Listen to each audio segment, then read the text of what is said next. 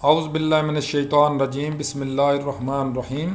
اللہ جل شانہ کے نام کے ساتھ الحمدللہ رب العالمین والعاقبۃ للمتقین، الصلاۃ والسلام علی رسول الکریم۔ دوستو السلام علیکم۔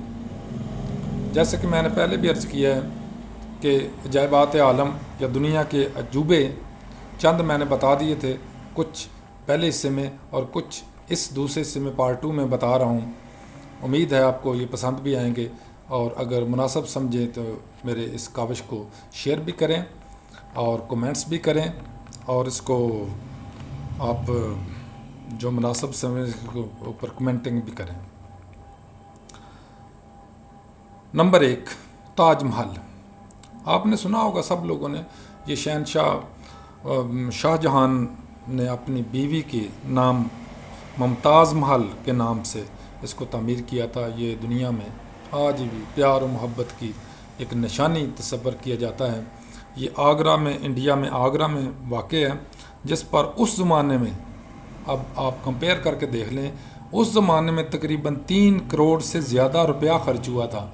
اب اس زمانے میں اگر 3 کروڑ روپیہ خرچ ہوا تھا تو یہ سمجھ لیں کہ آج کے دور میں یہ 3 خرب روپیہ ہوگا کم از کم۔ تو اتنی بڑی اماؤنٹ اس کے اوپر لگا دی گئی، اس کے اوپر خرچ کی گئی تھی۔ لیکن اس کے اندر کچھ بڑے عجیب باتیں بھی ہیں۔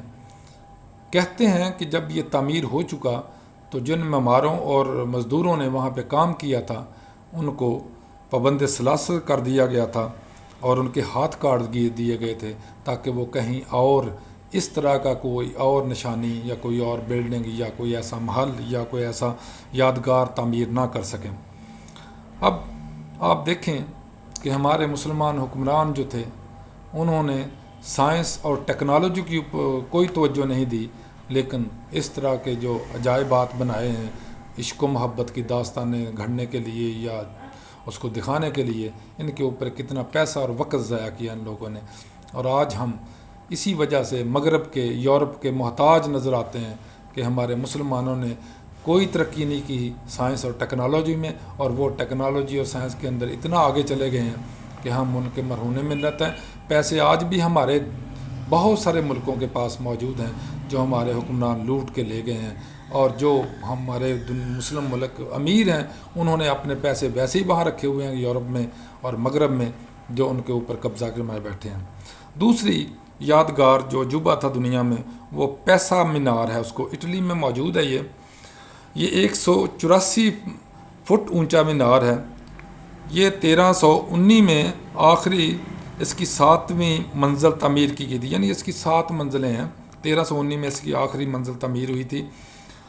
اس کے اندر مختلف طرح کی گھنٹیاں لگی ہوئی تھیں، جو ہر گھنٹی کی موسیقی یا آواز مختلف ہوتی تھی۔ جب بجتی تھی تو پتہ چل جاتا تھا کہ یہ کس طرف کی گھنٹی ہے یا اس کا کیا پیغام ہے، اور یہ ہر گھنٹی کا ایک مقصد ہوتا تھا، اس کا ایک اظہار ہوتا تھا، اور اس کی پریزنٹیشن تھی کہ یہ کیوں گھنٹی بج رہی ہے۔ اچھا، اس مینار کی ایک بہت عجیب بات یہ ہے کہ جب بنا تھا تب بھی یہ ٹیڑھا تھا، یہ سیدھا بالکل نہیں تھا، اور آج بھی یہ ٹیڑھا ہے۔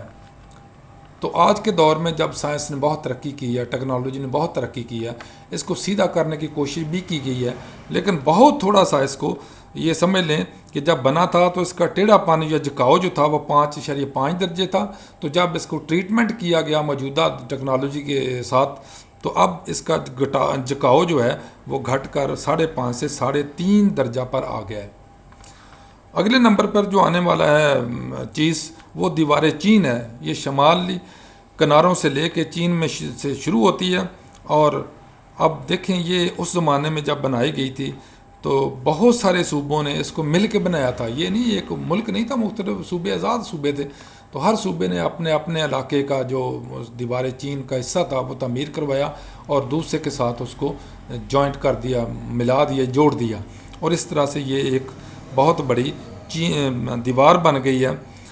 یہ اندازہ کریں 21,696 کلومیٹر لمبی ہے۔ اس کی اونچائی 26 میٹر، جبکہ اس کی موٹائی یا چوڑائی جو آپ سمجھ لیں وہ 16 فٹ ہے۔ اس کے اوپر سمجھ لیں 16 فٹ اگر زیادہ ہے تو اس کے اوپر تو جہاز بھی اڑ سکتا، مطلب چلایا جا سکتا ہے، بسیں چل سکتی ہیں، اتنی موٹی اور اتنی مطلب بڑی یہ ہے دیوار۔ اس کے بعد آتے ہیں چوتھے نمبر پر آنے والا یہ پیٹرا ہے۔ اچھا، یہ آپ نے سنا ہوگا، یہ قوم عاد اور قوم سمود کے واقعات قرآن مجید میں اللہ تعالیٰ جل شانہ نے جو بیان فرمائے ہیں کہ وہ پہاڑیوں کے اندر گھر بناتے تھے، پہاڑوں کے اندر محل تعمیر کرتے تھے، تو بالکل اسی نمونے کے یہ جنوبی لبنان میں واقع ہیں پیٹرا کے محل، جن کو روز سٹی بھی کہا جاتا ہے۔ تو وہاں پہ پتہ نہیں کس زمانے میں تعمیر ہوئے تھے، اسی زمانے کے تعمیر ہوں گے یا اس کے تھوڑا عرصہ بعد کے ہوں گے، لیکن آج بھی ان کا رنگ بہت گلابی تو نہیں، ہلکا گلابی رنگ ہے، بڑے خوبصورت دکھائی دیتے ہیں، اور بہت ساری فلموں میں ان کو مطلب ان سینز کو دکھایا جاتا ہے۔ لبنان کی یہ پہچان بھی ہے، اور لوگ وہاں دور دور سے ان کا نظارہ کرنے کے لیے، ان عجائبات کو دیکھنے کے لیے آتے ہیں۔ اگلے نمبر پہ کولوشین، اٹلی کے شہر روم میں واقع ہے۔ یہ 70 عیسوی میں تعمیر شروع کی گئی تھی اور 80 عیسوی میں تیار ہوا۔ یہ مطلب 5 سال میں اس کی تعمیر مکمل ہوئی تھی۔ یہاں پر ایک میلہ گراؤنڈ ہے، جس کی مطلب مشہوری یہ ہے کہ وہ روم کے اندر یہ ایک قسم کا میلہ لگتا تھا، یا ایک مذہبی اجتماع تھا جو وہاں پہ ہوتا تھا، یا اور اجتماعات جو ہوتے تھے وہاں پہ وہ لوگوں کو دکھاتے تھے۔ کئی وہاں پہ تماشے یا تھیٹر جس کو کہتے ہیں، یہ سرکس جن کو کہہ لیں، وہاں پہ بھی لگائے جاتے تھے۔ اس کی چوڑائی اور لمبائی 610 اور ضرب 515 فٹ تھی۔ یہ آج بھی وہاں پہ موجود ہے، لیکن اب اس کا اتنا استعمال وہ نہیں رہا، اب وہ سیاسی استعمال ہے اس کا، وہاں پہ سیاسی اجتماع ہوتے ہیں۔ چھٹے نمبر پر آنے والا چیچن اکسا ہے، یہ میکسیکو میں واقع ہے۔ اس بہت قدیم شہر تھا، یہ 600 عیسوی میں یہ بسایا گیا تھا۔ یہاں بے شمار عمارتیں انہوں نے تعمیر کی تھی، لیکن آج ان میں سے شاید ہی کوئی تھوڑی سی عمارتیں بچی ہوئی ہیں، بہت ساری عمارتیں برباد ہو گئی ہیں، ختم ہو گئی ہیں۔ تو اس پرانے شہر کو دیکھنے کے لیے یہ تقریباً 15-16 لاکھ ہر سال میں لوگ وہاں پہ اجتماع کرتے ہیں، دیکھنے جاتے ہیں۔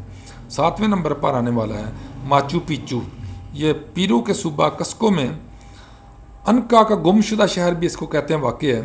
سطح سمندر سے یہ تقریباً 8000 فٹ بلند ہے۔ 1472 عیسوی میں یہ آباد کیا گیا تھا، لیکن 100 سال کے بعد ہی یہ غیر آباد ہونا شروع ہو گیا، جب مقامی لوگوں نے وہاں پہ رہنا ان کے لیے مشکل کر دیا گیا، کیونکہ اسپین کے لوگوں نے ان کے اوپر حملہ کرنے شروع کر دیے تھے، جس کی وجہ سے وہ بیچارے اس شہر کو چھوڑ کر بھاگنا شروع ہو گئے، اور 500 سال کے اندر اندر یہ شہر بالکل غیر آباد ہو گیا۔ اگرچہ 1911 میں اس کو دوبارہ شہرت ملی، جب امریکی سیاح نے اسے دریافت کیا تو اس کو دوبارہ آباد کیا جا رہا ہے، اور وہاں پہ کھدائی کی جا رہی ہے آثار قدیمہ کو دیکھنے کے لیے۔ تو لوگ وہاں پہ بھی بہت ساری تعداد میں سیر و تفریح کے لیے جاتے ہیں، دیکھنے کے لیے جاتے ہیں عجائبات عالم کے۔ اس کے ساتھ ہی اللہ حافظ، السلام علیکم۔